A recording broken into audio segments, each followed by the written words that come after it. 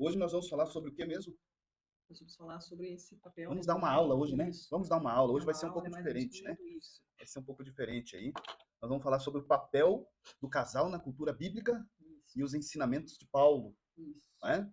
Então eu vou começando aqui já, pastora, falando, né? Vou ler aqui um texto, estarei lendo um texto aqui e a gente estará comentando sobre isso, né? Em cima disso, Exatamente. né? Uhum. Então, a primeira coisa que eu quero dizer aqui, queridos, é que existe uma cultura, né? Existe uma cultura da época da qual a gente pode ver na Bíblia toda falando sobre isso aí. Então, olha só o que diz esse texto aqui, ó. Diz, ó, para compreender os papéis do casal dentro da cultura bíblica, nós precisamos considerar tanto as práticas, né, e expectativas da sociedade judaica da época, tá? Então, quanto os ensinamentos específicos trazidos pelo Novo Testamento, especialmente através da vida de Paulo. Então, o Antigo Testamento, nós sabemos que existia uma cultura bíblica, existia uma cultura judaica e existia uma cultura familiar. E quando isso veio para o Novo Testamento, não que Paulo mudou, não que Jesus mudou isso, mas foi, de uma certa forma, ampliada, né? O que você pode comentar, pastora? É isso mesmo. Nós vemos, por exemplo, que o casamento lá na cultura judaica, do Antigo Testamento, ele era visto como fundamental. Ou seja, isso não foi modificado. Tanto era fundamental lá, quanto quando as cartas de Paulo falam sobre o casamento, que é o que nós vamos ver também. Então, era visto como fundamental para a continuidade da família, né, da linhagem e também da própria nação de Israel. Eles, Era um contrato social religioso, certo? isso, Né? eles levavam isso muito a sério. E o interessante, pastor, desculpa, irmãos, e o interessante, pastor, era que esses casamentos eram, geralmente, eles eram arranjados, né, pelos Isso. pais, né? Uhum. Eles eram arrumados pelo pai, né? Com o Isso. foco de procriar, né? De dar continuidade à estabilidade da comunidade, né? Você Isso. já imaginou hoje? Será que hoje existe isso, essa casamento arrumado, né? Hoje é meio difícil, né? Ainda existem algumas culturas, né, mas muito menos do que nessa época, pelo menos o povo judeu, né, eles tinham essa prática, né, tinham esse casamento arranjado pelos pais. Por quê? Exatamente porque eles viam mais a questão da apropriação, eles viam a questão de juntar pessoas que fossem judaicas também, ou seja, que fizessem parte daquela linhagem. Então eles mesmos já arrumavam tudo, né? Arrumavam a esposa, arrumavam o marido, para evitar que eles se envolvessem com outras pessoas, né? E como disse o pastor, isso com foco na procriação mesmo, e para dar continuidade àquela linhagem, que é o que a gente vê quando a gente lê sobre, né, Abraão, Isaac, Jacó, depois vem José, depois vem os outros, ou seja, eles prezavam muito por isso, por essa linhagem. E existiam papéis definidos, né? Tanto para o homem quanto para a mulher, né? Então, veja bem, eu vou falar do homem, depois você fala da mulher, né? Uhum. Então, para o homem, naquela época ali, e não muito longe disso, nos nossos dias, né? É visto dessa forma também. Então, qual que era a ideia do papel do homem ali? De provedor, de protetor da família, né? O homem era o quê? O responsável por prover as necessidades básicas da família. Ou seja, ele era responsável por trazer alimento, por dar abrigo, por dar proteção, por, né, proteger a família dos perigos externos. Então imagine que na cultura da época, como que era hostil essa época, né? Como talvez não tivesse tanta segurança quanto nós desfrutamos hoje de uma segurança, vamos dizer entre aspas, né, um pouco melhor. Imagine que naquela época, não sei, né, provavelmente não tinha tanta segurança. E o homem era a pessoa ali que tinha que cuidar da família. Isso está lá registrado em Gênesis 3, 17, 19, aonde que vai falar que Deus ali, né? Até vou ler aqui, pastora, Uhum. pra gente caminhar aqui, Gênesis, deixa eu ver a Bíblia aqui. Gênesis 3, Gênesis 17 ao 3, 19. 17, né? Uhum. 3, quer ler aí, pastora? 17 17 ao ao 19, 19, lá, ó. diz assim, ó. E a Adão disse Deus: Você deu ouvidos à sua mulher e comeu aquela fruta que eu disse para não comer. Por isso, lanço maldição sobre a terra. A vida toda você terá de lutar para conseguir o ganha-pão. 18. Ela produzirá também espinheiros e ervas daninhas, e você comerá verduras. E o 19. A vida inteira você vai suar para dominar a terra até o dia da sua morte. Depois você voltará ao pó de onde veio, pois você foi feito da terra e vai voltar para a terra. Olha aí, ó, a responsabilidade, né, Exatamente. do homem Adão ali, né? E isso passou, claro, para nós, com certeza. Ok? Então, ele era esse homem, né? Que tinha que prover as coisas, tinha que ser o protetor e tal, tudo mais, né? E uma outra coisa também que a gente ouve muito, que diz que o homem é o cabeça da família, né? O Sim. apóstolo Paulo fala sobre isso, né? Que o homem é o cabeça da mulher, né? E Cristo é o cabeça do homem, né? E tal. Mas ele exercia o quê? Uma liderança patriarcal, né? Então, as decisões que ele tomava eram importantes. E ele representava a família perante toda a sociedade. Então ele tinha que tomar as decisões, ele que levava ali o que tinha que acontecer, como que seria, como que os filhos seriam educados, né? Então, o homem ali daquela época, ele tinha essa responsabilidade muito grande. Hoje também não é muito diferente, apesar de hoje ser um pouco, no Ocidente aqui, né, um pouco mais flexível algumas coisas. E muitas vezes o homem, até mesmo em alguns momentos, ele é, de uma certa forma, dominado, sufocado por outras coisas, né? Mas aquela ali, na época, não, ele era o cabeça da família, então ele exercia uma liderança patriarcal, ou seja, ele que tomava as decisões importantes, era ele que representava a família diante da sociedade, e, e ele tinha uma outra responsabilidade também, que era a responsabilidade religiosa, né? Então, essa responsabilidade era esperado que o homem ele instruísse os filhos no caminho do Senhor. Então, se os filhos estavam indo bem, era responsabilidade do homem, porque ele estava ali instruindo, né, as crianças, instruindo os filhos. Então, nós vamos ver ali em Deuteronômio 6, deixa eu até ler aqui, pastora, também, vamos ver? Deuteronômio 6. 6 e 7. Vamos lá. Hoje vai ser assim, irmãos, é aula hoje, tá? Leia lá para nós, pastor.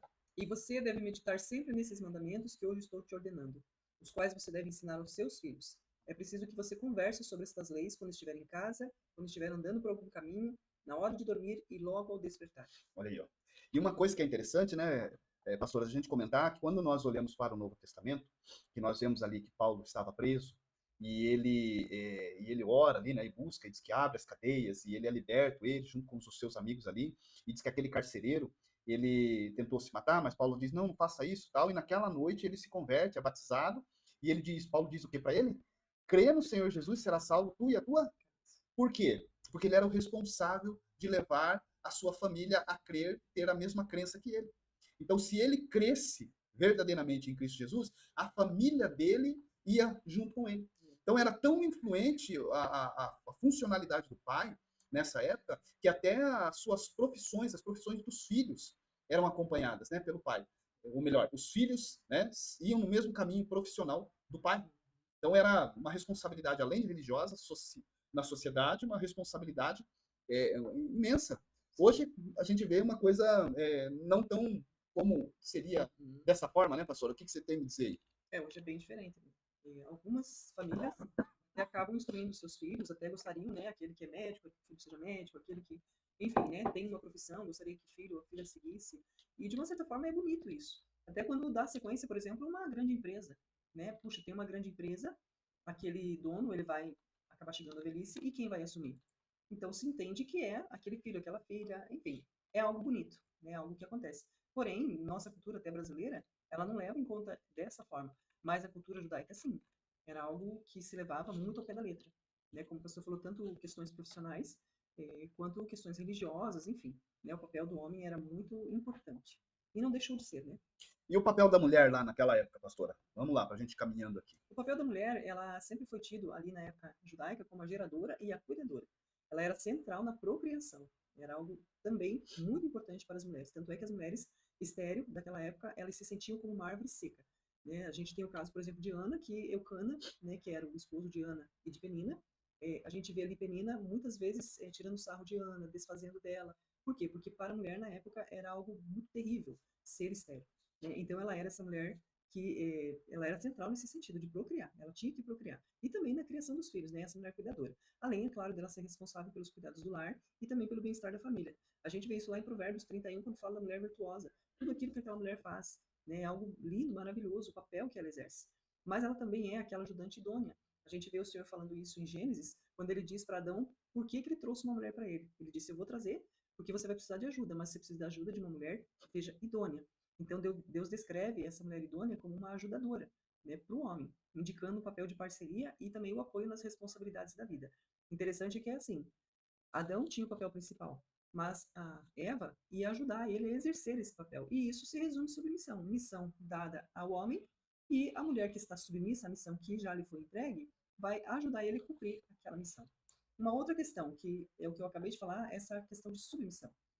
Havia uma expectativa cultural de submissão da mulher à autoridade do marido. Inclusive, em Números relata sobre isso. Quer ler lá, pastor? Pode ser, se quer Números, colocar aí. números o quê? Cadê lá? Números 30. Do verso 6. Cadê o números? Cadê o 30 do números aqui? É isso? Isso, só confirma ali. Do Números 30, 6 ao 15. Leia lá, pastora. E diz assim, mas se ela só um pouquinho, pastor. Olha que interessante esse texto na Bíblia Viva. Na versão da Bíblia Viva. Nós estamos lendo Isso. aqui na versão da Bíblia Viva. Ela fica um pouco mais atual para nós, tá? Mas se ela se casar depois que fizer uma promessa, mesmo que seja promessa sem pensar nas consequências, e o marido ficar quieto quando souber da promessa, deverá manter a palavra e cumprir o que prometeu. 8. Mas se o marido não concordar com a promessa no dia em que souber, então ela não terá mais a obrigação de manter a palavra, porque o Senhor perdoará. Mas se a mulher é viúva ou divorciada, então deve cumprir a palavra. Verso 10. E se ela fizer uma promessa para fazer ou deixar de fazer alguma coisa depois do casamento, e se o marido souber e ficar quieto, então ela deve cumprir tudo o que prometeu. Mas se o marido, no dia em que souber da promessa, não concordar, então ela não precisa mais cumprir a promessa e o Senhor perdoará. Verso 13. Por isso, seu marido pode confirmar ou anular a promessa. Olha o poder que o marido tinha, né? Verso 14. Quando o marido sabe da promessa e fica quieto, por um dia, então ele mostra que concorda com essa promessa. E o 15. Mas, se ele depois disso discordar da promessa, então, todos os castigos que a mulher aceitou quando fez a promessa cairão sobre ele, pois ele será o responsável. Olha que interessante, pastora. Mas olha, eu achei interessante esse versículo aqui da Bíblia, que eu não tinha visto ainda. Olha só, do versículo 3. Leia ali, pastora. 3 ao 5 ali. Números capítulo 30, isso. verso 13. É, só. Quando uma moça morar com os pais e fizer ao Senhor alguma promessa para fazer ou deixar de fazer alguma coisa, e o pai souber da promessa e ficar quieto, então a moça terá de manter a palavra e cumprir tudo o que prometeu. Mas se o pai da moça, no dia que souber da promessa, não concordar, então a moça não precisará manter a palavra. O próprio Senhor perdoará a moça porque o pai dela não concordou com a promessa. Que interessante, né? Muito interessante. Revelando aí realmente essa questão de autoridade. Quem tem autoridade sobre os filhos? Os pais. E quem tem autoridade sobre a esposa? O marido. Né? E isso não desmerece ninguém, não desmerece a mulher por esse fato, né? Que é o que muitas vezes a mulher se sente como se ela fosse menor por causa disso. Eu vejo que isso é uma questão de divisão, né, pastor? Porque eu olhando para isso para mim revela proteção. Exatamente o que a gente falou aqui. Esse homem que protege a família. Ele protege evitando que essa mulher, que esses filhos, enfim, se percam de alguma forma. E quando a gente fala de submissão, essa cultura já vem de lá, né? De submissão da mulher à autoridade do marido. Ou seja, ela entender que ele exerce esse papel, que foi Deus quem deu para ele esse papel. E ela se coloca debaixo dessa submissão com alegria, e não, né, com descontentamento. Maravilha, né, pastor? Agora, no tempo de Jesus e Paulo, né? Vamos ver como é que funcionava isso aí, né? Então, veja só.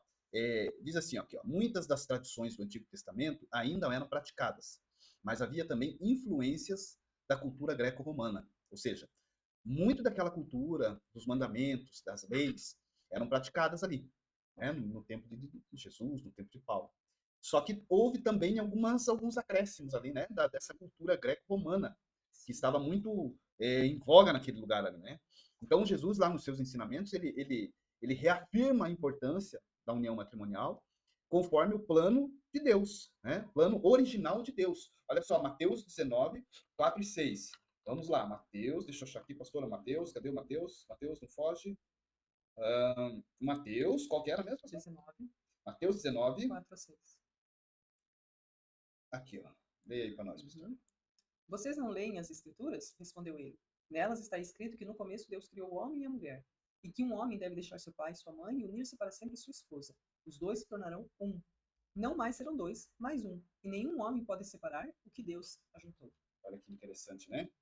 Então, Jesus, ele fala sobre isso daí, ele traz os seus ensinamentos, ele reafirma a importância na união matrimonial, né? Mas conforme o plano de Deus, enfatizando o quê? A indissolubilidade do casamento. Olha que palavra, hein? Indissolubilidade, pastor. Consegue falar isso rapidinho? Indissolubilidade. Não, mas sem ler, né, pastor? Indissolubilidade. Resumindo, que o casamento não é dissolúvel. Não se desfaz, né? Não se desfaz, isso aí. Fica mais fácil assim, né? Isso aí, não é solúvel, então, né? Porque solúvel é quando se dilui, né? Não é solúvel o casamento, tá? É indissolúvel. Então, os ensinamentos aí de Paulo sobre, né, os deveres cristãos também, ele vai dar uma boa parte, né, dos ensinos ali. Quer falar um pouco, pastor? Sim, esses ensinamentos de Paulo sobre os deveres da família cristã. Ou seja, nas suas cartas, ele oferece essa perspectiva cristã sobre esses papéis que nós estamos falando. Os papéis e os deveres na família. Transformando e elevando alguns conceitos à luz do Evangelho.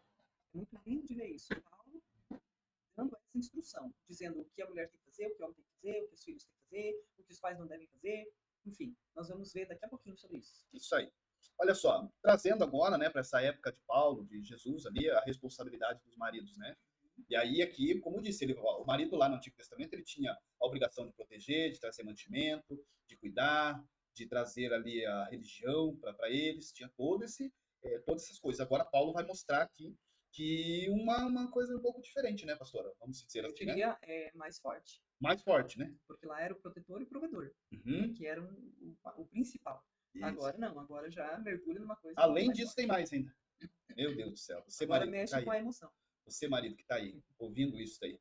Imagine só agora, o que nós vamos falar, né? Ó, ele diz assim que Paulo ensina que o homem, a responsabilidade do marido é amar como Cristo amou a igreja. Meu Deus, o que é isso? Ele faz um paralelo de um casamento onde o homem precisa amar a sua esposa como Cristo amou a igreja. Então, este é o quê? É o mandamento central de Paulo aos maridos. Tá?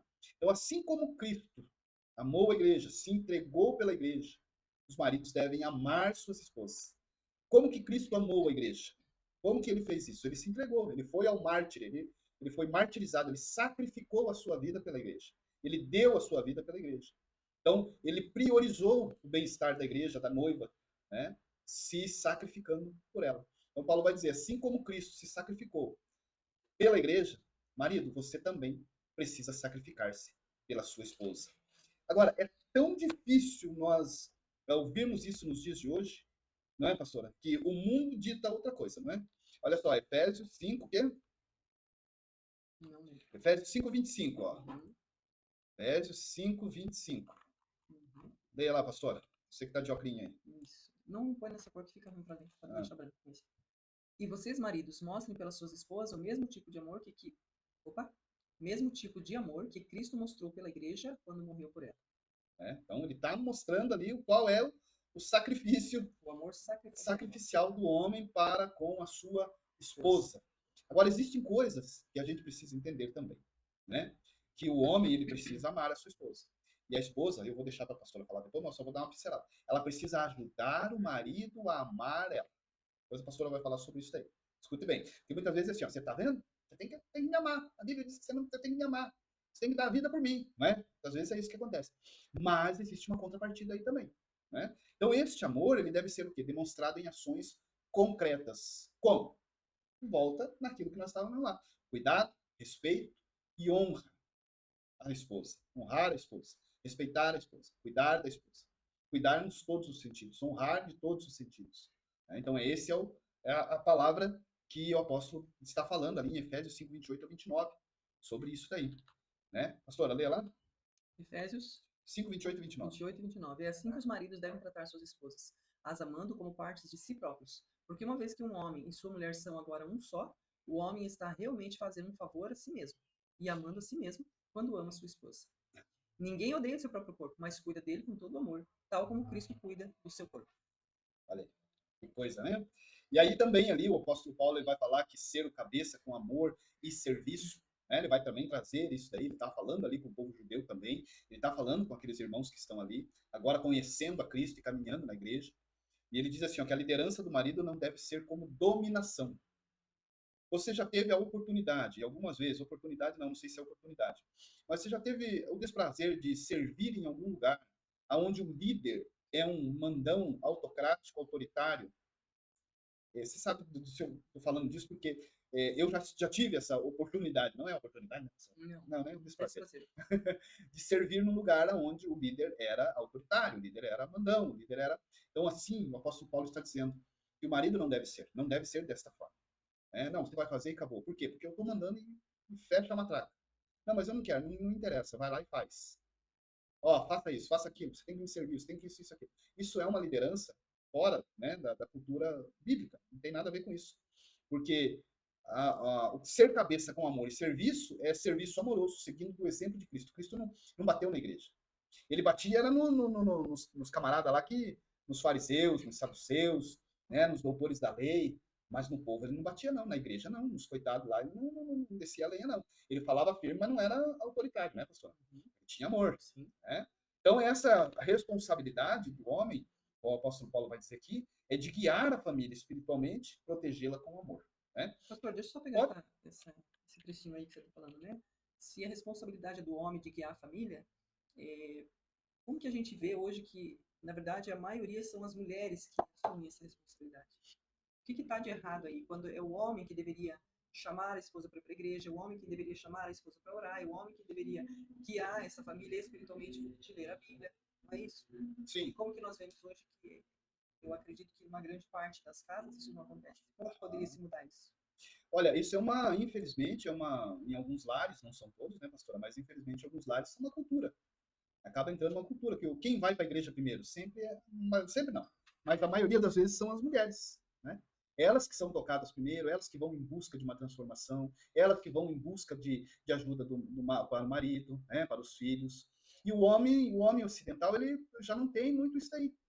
Veja que lá na época nós entendemos que existia uma cultura judaica, uma cultura cristã, aonde o homem era a peça fundamental. Hoje, tenta-se resgatar isso, dizendo o seguinte, que quando investe-se no homem para que ele entregue a sua vida a Jesus, a probabilidade da família vir é muito maior. Existe uma estatística disso aí. Se investe no homem que ele venha para Cristo, a probabilidade da família vir é grande. Né? Agora, tem muita mulher que hoje tem um lar edificado, tem uma casa edificada, porque ela foi primeiro. Como resgatar isso? Aí com o ensino bíblico e com a presença de Deus na vida dos homens, para que eles possam tomar essa parte, né, de seguir o modelo bíblico para conduzir a sua família, de ir à frente, de ensinar as escrituras, de chamar a mulher, os filhos para ir para a igreja. É ele que é um trabalho mais demoradinho, né, pastor? Eu vejo assim, né, pastor? Veja o que está dizendo ali. Ele está dizendo que a responsabilidade é de quem? É do marido. Então não é uma questão do marido assumir essa responsabilidade? É uma questão do marido assumir essa responsabilidade. O problema é assim, ó, que muitas vezes o marido, como eu digo, volta na nossa cultura aqui, que não deveria ser. Né? Muitas vezes o marido ele vem de uma cultura deformada em relação a não ter uma referência de homem em casa que tomava as rédeas, que fazia, acontecia. Aí esse é um problema. Muitas vezes a mulher, ela domina isso, ela tipo assim, ela espera o marido não vai, ela vai e faz. Ela espera o marido, ela não dá liberdade, muitas mulheres, infelizmente, não dão liberdade para os seus esposos agirem dessa forma. Porque assim, ó, uma coisa é você dizer, marido, vai lá e faça você. Isso é uma coisa. Outra coisa é a mulher ter a sabedoria de induzir este homem a ele tomar a frente, se ele está mais para trás, que ele não seja uma pessoa autoritária, né, que ele não se torne uma autoritária, mas que ele entenda que, opa, é eu que tenho que fazer, é eu que vou lá para frente. Por quê? Porque ele tem um suporte atrás dele que está, de uma certa forma, não manipulando, mas de uma certa forma ajudando ele a crescer, avançando. Ele tem segurança, ele tem elogio, ele tem, digamos assim, incentivo, aí ele vai. Mas não deveria ser assim, né? Tá, pastor, então só para a gente fechar isso dali, responde para as mulheres que vão estar aí com a gente. Ai, Como que a mulher vai induzir o homem a isso? A mulher, olha, a mulher tem todo um jeito. As mulheres têm todo um jeitinho. Por isso que, assim, ó, irmãos, quando nós olhamos ali no Provérbios 31, lá, que fala da mulher sábia, daquela mulher, né? Ela tem todas as características de uma mulher que ajuda o homem a avançar. Tá? Então, ela tem todas as características ali. Claro que a gente volta no costume da época. Provérbios foi escrito lá numa época que tinha essa parte onde o homem ia. Nós estamos falando de uma cultura ocidental, onde nós estamos aqui numa cultura muito diferente. A maioria dos homens foram criados, uma grande parte, a maioria não, né? Mas uma grande parte foi criada por mãe, foi criada por vó, né? Então, o que acontece? A figura paterna, daquele desbravador, muitos homens não têm. É só ter o contexto ali da realidade do Brasil, da realidade do Ocidente. Como que as mulheres vão fazer isso? Como que as mulheres vão conseguir conduzir o marido, não mandando, né? Mas no seu jeito de tratar, no seu jeito do dia a dia, na sua forma de tratar o marido. Ela pode reverter essa situação, sim. Com sabedoria, ela consegue fazer. Né? Não é muito falar, não é brigar, não vai adiantar. Então, quando ela entender isso, que ela tem um certo, eu vou falar poder, mas não é a palavra correta, mas assim, ela tem um certo jeito, ela tem uma forma de ela ajudar esse marido a sair de onde ele está, de onde ele está. E também aquela questão, né? O que acontece? Uma falta de identidade masculina se permeia sobre muitos homens. E aí, o que vai acontecer? Esse homem, muitas vezes, ele não sabe como fazer, não sabe como lidar. Um caso de um exemplo bem simples nosso. Vamos dar o nosso exemplo aqui. Ó. Eu fui criado pela mãe, sem referência de pai. Você foi criado pelo pai, sem referência de mãe. Qual que são as duas referências? O pai sai para trabalhar, o pai vai para cima, né? Essa é para ser a ideia, né? Vai para cima, ele resolve, ele tem que... É o provedor. ele é o provedor. Eu não gosto muito de dizer que o homem é o provedor, porque ele não, eu entendo que, tipo assim, ele não provê, ele é um mantenedor, o sustentador. Existe um provedor, que é o nosso Deus que provê todas essas coisas para nós, né? E, então ele vai, e a mulher, qual que era a referência da mulher? Ela em casa, cuidando dos filhos, dando ali, né, cuidando da casa, fazendo o que tem que ser feito, ajudando esse marido, muitas vezes até com questões financeiras, vendendo um negócio aqui, arrumando um negócio ali para auxiliar na questão financeira da família, né? E ela tá ali, ela é a perfeita mulher lá de Provérbios 31. Mas, como que é difícil isso? Então, pegando o nosso exemplo, você foi criado com a referência de pai, eu fui criado com a referência de mãe. Então, quando colocou os dois juntos, meu Deus do céu, o que virou? Né? Aí, passou-se anos para a gente poder entender. Eu respondi a pergunta? Será, pastor? Respondeu. Não respondi, né? Não respondeu. Não. Respondeu. E tem mais um ponto ali antes da gente entrar sobre a mulher, né? Ó. É eu que estou falando, né? Então, a sua responsabilidade aqui é a família. Espiritualmente, já falei demais, pastor. Já estou até sem garganta aqui. Ó. E protegê-la com amor. E aí é a questão do Paulo que diz que é honrar a esposa, né? Então, ele vai exortar os maridos ali, encorajar os homens a honrar suas esposas, reconhecendo sua igualdade e valor. Vamos ler aqui 1 de Pedro. Deixa eu ver lá. 1 de Pedro 3, 7. O Pedro fugiu aqui, pastor. Achei ele. Estava correndo ali, mas eu achei. Leia lá. 1 de Pedro 3,7. Os seus maridos devem ser cuidadosos com as suas esposas, estando atentos às necessidades delas e respeitando-as como sexo mais frágil. Lembre-se que vocês e suas esposas são companheiros em receber as bênçãos de Deus. E se não as tratarem como devem, as orações de vocês não terão uma resposta pronta. E agora pegou, hein? Você viu só? Se você não trata bem a sua esposa, não cuida dela, não honra, as orações ficam travadas. Nem a oração vai ter resposta, hein? Meu Deus do céu. Olha o tamanho do peso. Por isso que eu digo que uma das coisas que eu falo, pastor, é assim, ó. Eu não sei, acho que eu não estou recordando agora, mas se não me engano, é em Hebreus que fala. É Hebreus que fala, né? E nós devemos honrar os nossos líderes, orar pelos pastores que nos guiam, para que eles não façam isso gemendo. Isso. Certo? O homem que lidera uma casa, que tem uma esposa na retaguarda, que é sábia, que entende, que sabe como lidar, que cuida das coisas e ajuda esse homem a liderar a casa, liderar as coisas, vai ter muito mais facilidade para esse homem avançar, né? Mas, contrapartida, uma esposa que não faz nada, que não cuida, que só reclama, que não ajuda, que não tem palavra de incentivo, que não tem... Esse homem, ele vai ter uma situação assim, desagradável para avançar na sua caminhada, né? Justifica? Não justifica, né? Deveria ser assim, avançar do mesmo jeito. Mas quando o homem sai do trabalho, ele quer voltar para sua casa, ele batalhou o dia inteiro. A mulher também batalhou o dia inteiro.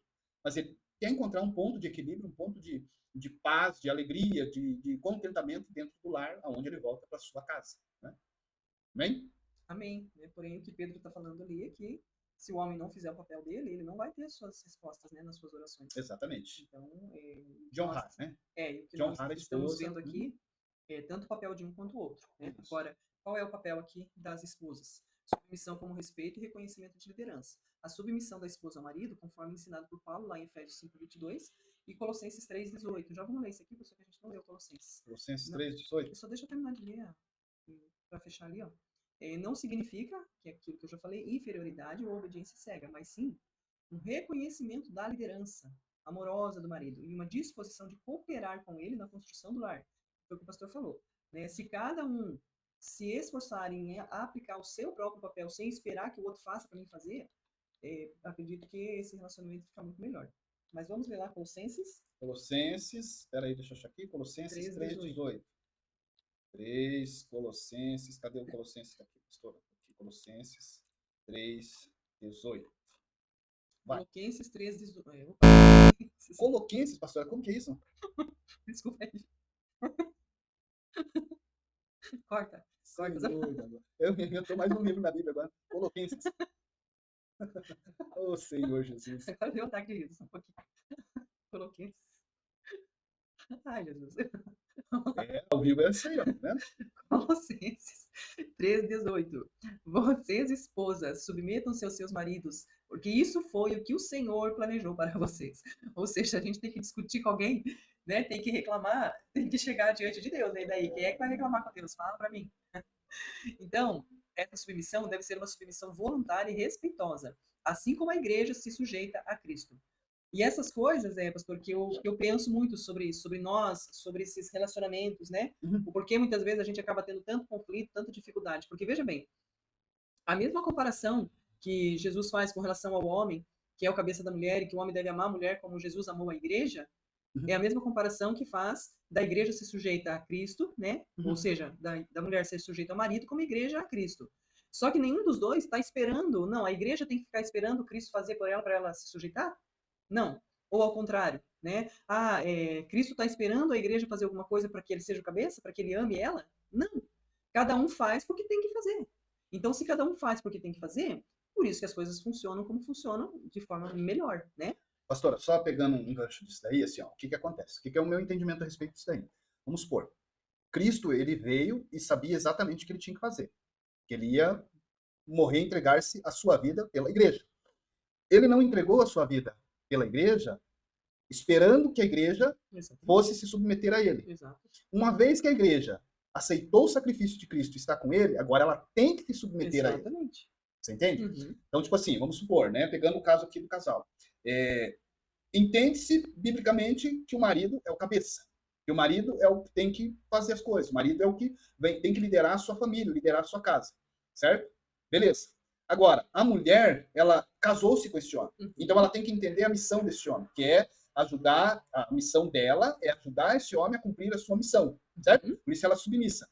Agora, ela precisa entender que ela está debaixo dessa missão Uhum. e que ela precisa ajudar agora esse marido a encontrar ali e completar a sua missão, Uhum. certo? Uhum. Exatamente. Assim como o homem, ele tem que amar a esposa, independente se ela está se sujeitando ou não. É isso que eu quero dizer.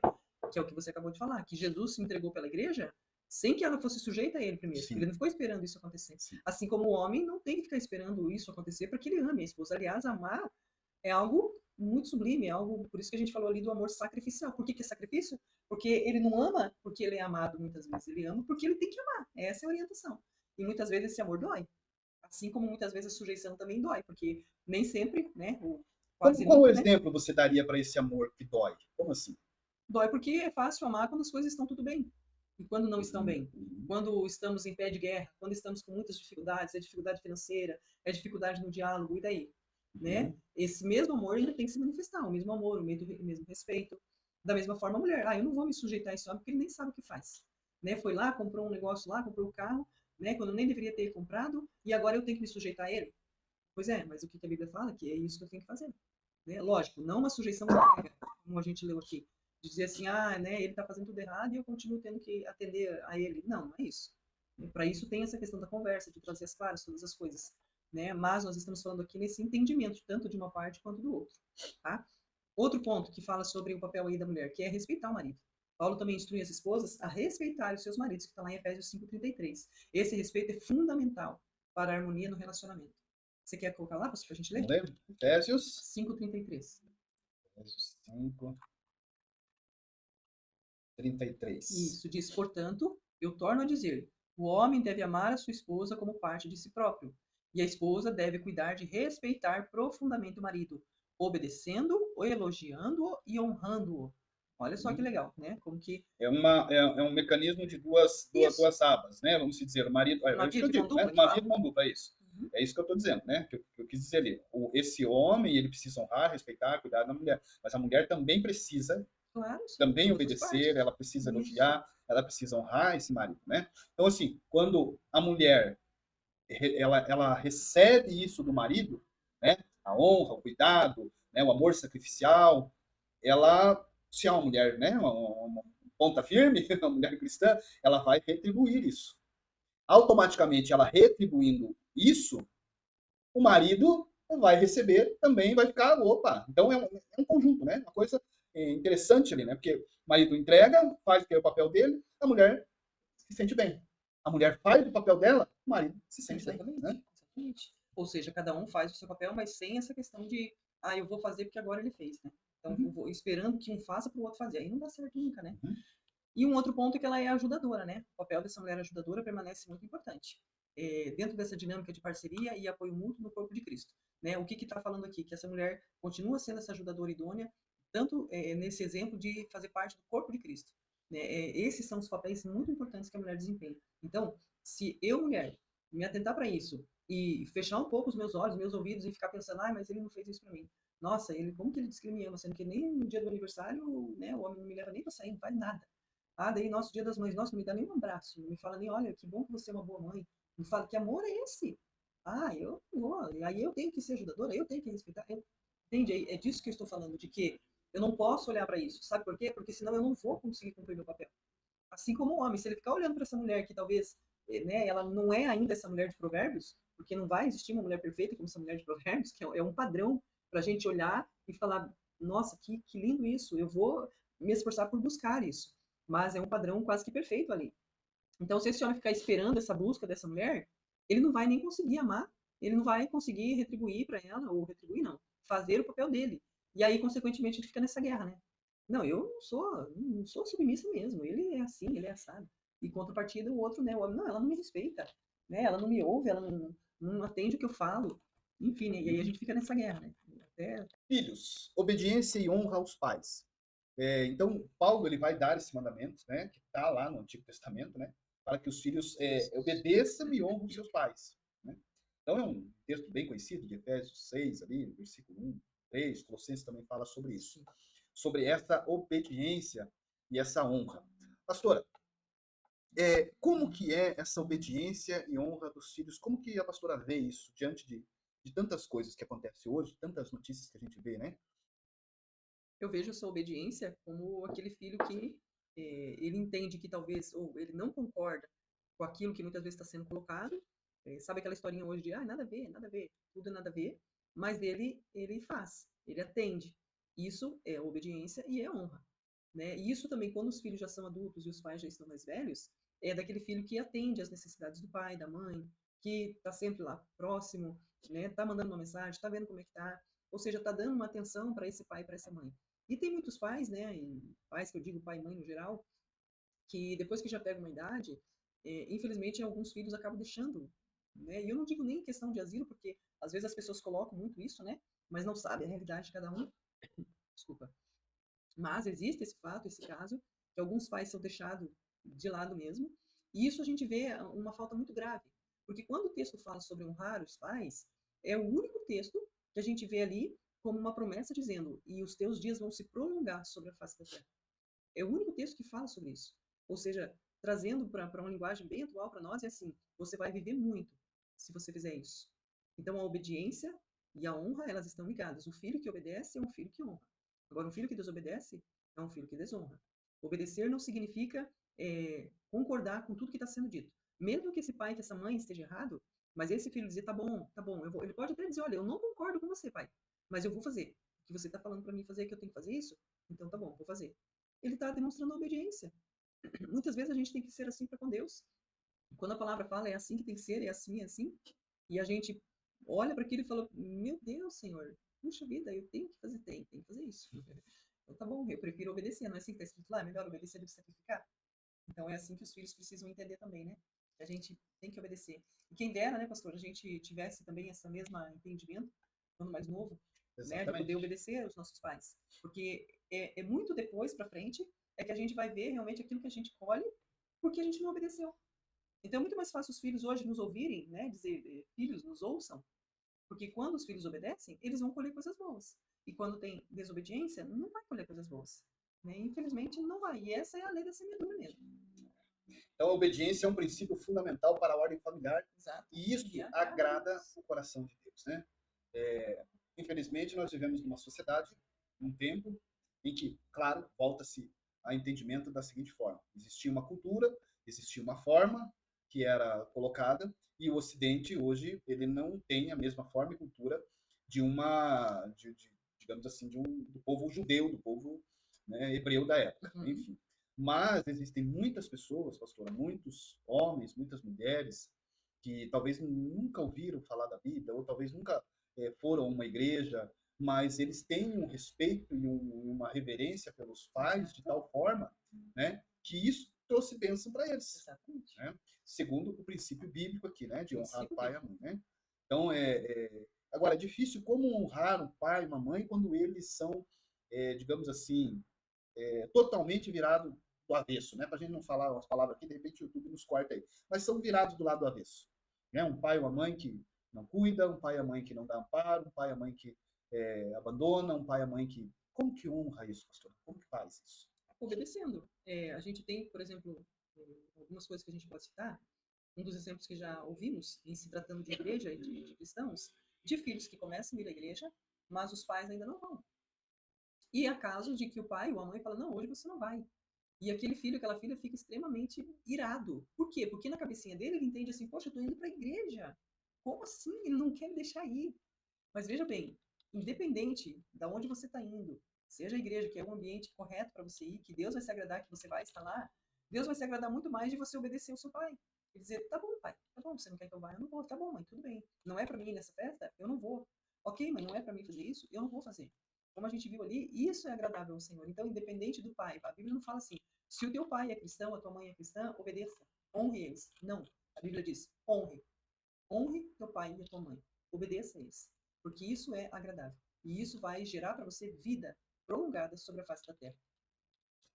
Ok, pastor. Então nós vamos para o final agora e também nós vamos falando aqui sobre os pais, né, da importância dos pais de criar seus filhos aí na disciplina e na instrução do Senhor, né? Exatamente. Então, como nós dissemos, os filhos caminhavam debaixo da tutela do pai ali e seguiam os passos do pai, né? Sim. Então os pais, especialmente os pais cristãos ou, né, ou não, né, também não, né, têm a responsabilidade de educar seus filhos no caminho do Senhor, né? Hoje a gente ouve muitas pessoas dizendo assim, não, olha, eu ensinei no caminho, ele chegou uma idade que ele se desviou, se ele foi para outro caminho, não foi porque eu não quis, porque eu ensinei, Sim, né? ensinado. Então, ensinando os filhos do caminho do Senhor, através do quê? Do ensino bíblico, né? Uhum, Dando um exemplo de vida cristã também, uhum, que senão não adianta faz o que eu mando, não faz o que eu faço, aí não vai, né? exatamente. Então, a disciplina dos filhos deve ser o quê? Administrada com amor, claro, com paciência, né? Evitando o quê? Que eles se tornem irritadiços ou eles caiam em desânimo, né? Senão é aquela história, né? Cuidando deles para que eles não desanimem, né? Não fiquem desanimados. Quando que uma pessoa fica desanimada, pastor? O que você acha? Quando que um filho se desanima?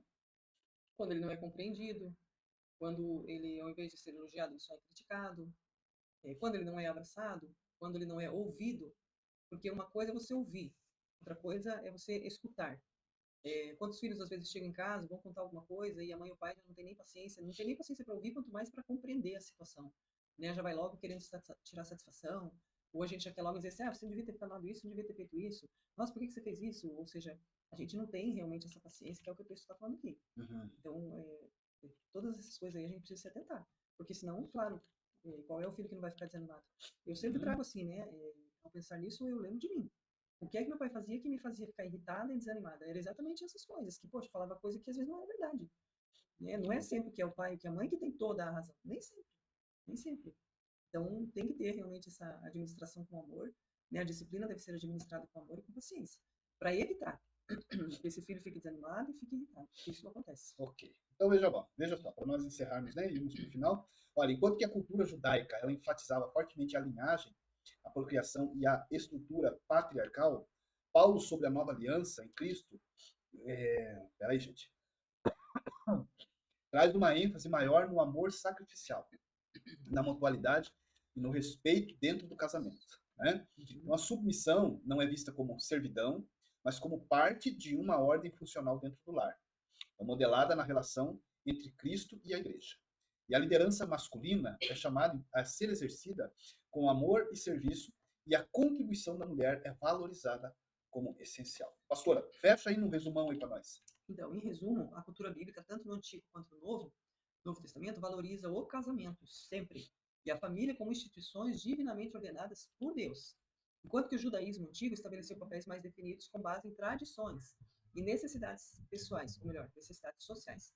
E Paulo, à luz do Evangelho, ele redefine para nós esses papéis, mostrando ali nos textos bíblicos com foco no amor ágape, na mutualidade, no respeito, no serviço, sempre tendo Cristo como nosso modelo, um modelo supremo de amor e de liderança. Então, os deveres da família cristã, segundo nós observamos o apóstolo Paulo trazendo, eles transcendem essas expectativas culturais da época, ou seja, elas estão além daquilo que foi trazido, né, como os judeus tinham a sua cultura. Tá muito mais além do que isso. Chamando os casais a um relacionamento que reflita o amor incondicional de Cristo e a unidade da igreja. Que lindo isso. Da gente ter um exemplo para nós entre Cristo e a igreja. Essa é a relação. É o exemplo maior que nós precisamos focar e buscar. Maravilha, então, né, pastor? É isso aí. Então, com isso, nós encerramos o nosso estudo de Isso. hoje, Isso falando aí. sobre as diferenças e os papéis do marido, da esposa. Ficou Dos alguma dúvida, pastor? filhos, né? Eu acredito que não, né? Mas se ficou para você alguma dúvida, deixa aí nos comentários, manda para nós no privado, coloca lá no grupo também. Nós temos o grupo do Ministério Família, né, pastor? Temos um grupo lá, sim. E se você quiser entrar lá no grupo, como que faz? Tem que ir lá na bio do Instagram, lá, @Ministério Família, é um projeto de Deus. Lá você vai clicar, ou aqui no Facebook também. Também? Você clica lá no WhatsApp, você entra diretamente no grupo silencioso lá. Isso aí. Tá bom? E também pode nos acompanhar nas redes sociais. Exatamente.